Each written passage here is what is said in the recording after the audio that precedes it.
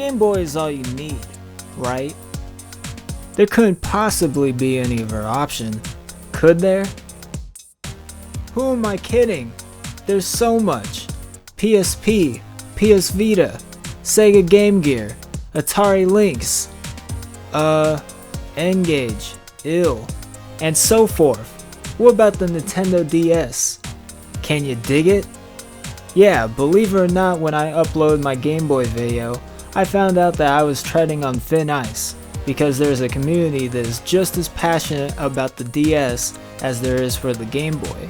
So with that being said, what is my opinion? Well, I think it's cool, but that's it. The DS, DS Lite, and 3DS never really took off with me. They were kind of just there. So am I missing something? Yeah, you are, fool.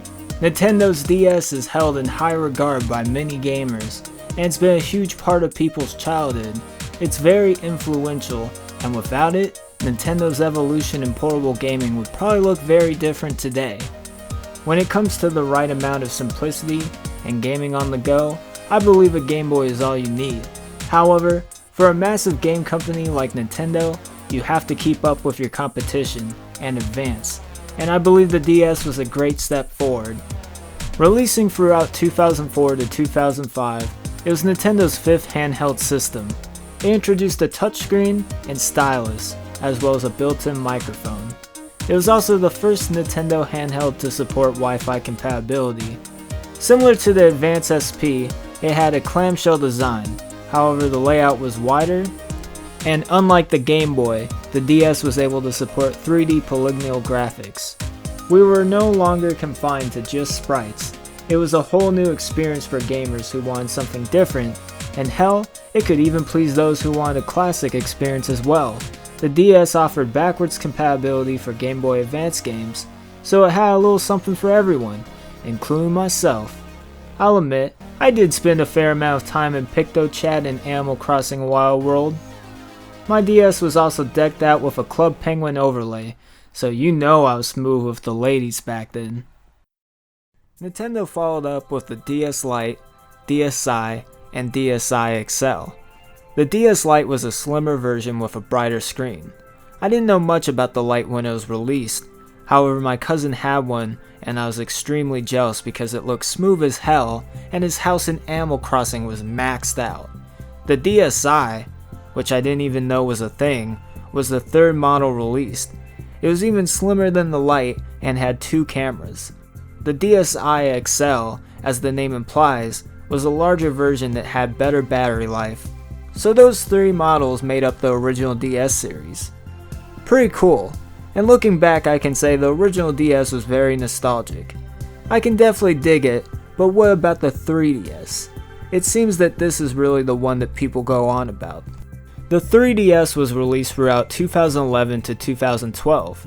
It supported backwards compatibility with original DS games, as well as introduced an awesome new feature, a 3D mode for DS games. That's right, it created the illusion with just the flick of a switch.